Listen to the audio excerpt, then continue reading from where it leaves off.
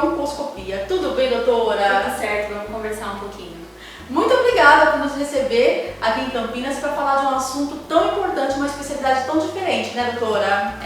Eu costumo até dizer que muitos médicos não sabem da nossa especialidade, pacientes acabam sabendo só quando são encaminhados, né? Então é sempre importante a gente poder passar para o público, né, o que o cirurgião torácico faz, quais as patologias e quando alguém deveria procurar um cirurgião torácico. Com certeza, doutora. Então vamos começar esclarecendo aí para o nosso público, né, um pouquinho sobre a sua especialidade.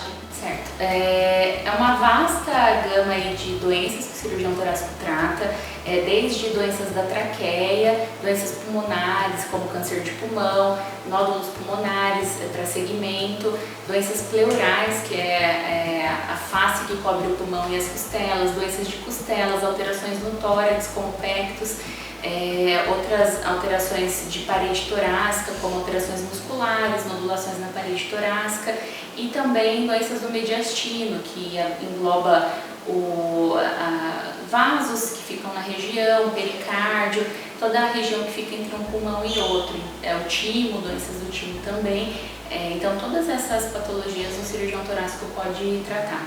A nossa pauta de hoje, doutora, é sobre doenças aí do pulmão, né? Temos como classificar essas doenças? As doenças pulmonares elas podem ser divididas especialmente entre doenças benignas e malignas.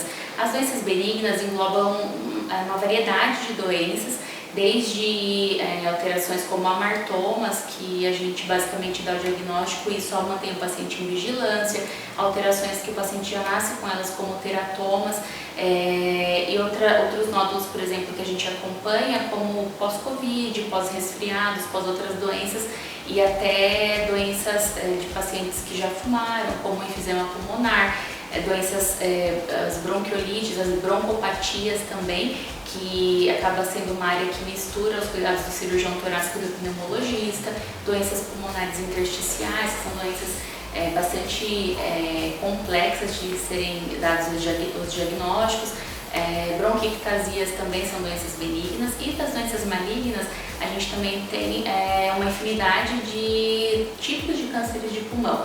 Tá? Então, quando a gente fala em câncer, a gente está falando como se fosse um termo genérico e aí a gente pode, em geral, estar falando de um paciente que teve um diagnóstico avançado, a grande maioria, mas que também pode ser um estágio inicial que a gente auxilia no diagnóstico. Então, a gente basicamente divide entre doenças benignas e doenças malignas.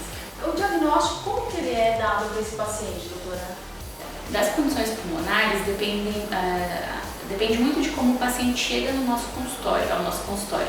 Então, em geral, o paciente traz as queixas deles, grande parte, talvez aí 80%, acaba sendo encaminhado pelo pneumologista para uma avaliação mais especializada no sentido de algum exame mais invasivo, como a broncoscopia, que é um tipo de endoscopia respiratória que a gente pode lançar a mão para poder fazer diagnósticos de doenças intersticiais pulmonares. A gente pode também de outros exames complementares, como tomografia, ressonância. Então, basicamente, o diagnóstico depende muito de como o paciente nos procura, tanto das benignas quanto das malignas. Em geral, a gente acaba descobrindo que sobre alguma suspeita que o paciente tem, por exemplo, um câncer, ou que algum nódulo pode ou não ser mais suspeito para câncer, mas depende de como o paciente nos traz a queixa. Quais são os avanços, doutora, na parte de medicina, de tecnologia, de exames e de cirurgia para o paciente? Diariamente a gente costuma falar que todo dia a gente tem dados novos e novidades na área médica.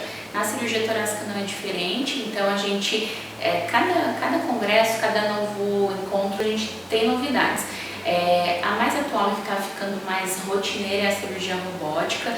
A cirurgia robótica é uma nova modalidade, nova a gente fala porque é nova no sentido de ser mais comum, mas já é antiga no mundo, né, desde o início de 2000, e ela tem trazido muitas alternativas em tratamento de doenças benignas e malignas, por exemplo, como doenças do timo, doenças pulmonares e outras condições como câncer de pulmão, e também outras alternativas que a gente tem, por exemplo, de correção de alterações no tórax, como pectus. A gente tem tratamentos novos, sempre temos órteses novas. Em relação à traqueia também sempre temos novidades, tanto em relação à traqueostomia, cuidados de traqueostomia, a própria broncoscopia também sofre muitas alterações.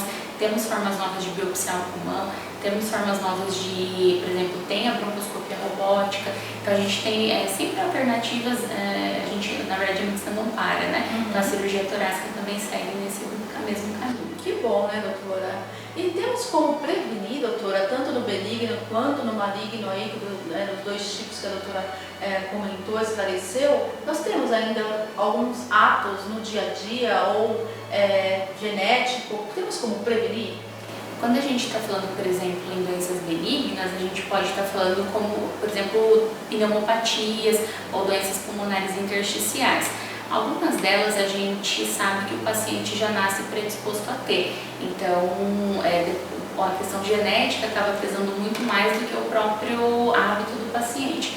Mas algumas outras medidas para doenças benignas, por exemplo, são importantes, como, por exemplo, evitar poluição. Então a gente sabe que pacientes que moram em cidades mais poluídas têm maior comprometimento pulmonar, podem ter até o desenvolvimento de câncer associado à poluição em relação ao câncer de pulmão.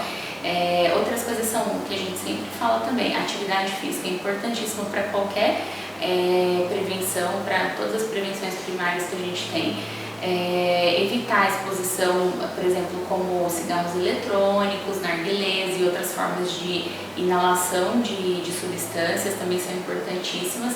Então a gente também frisa com os mais jovens sobre isso, que é importante a cessação ou até o não início do tabagismo, né?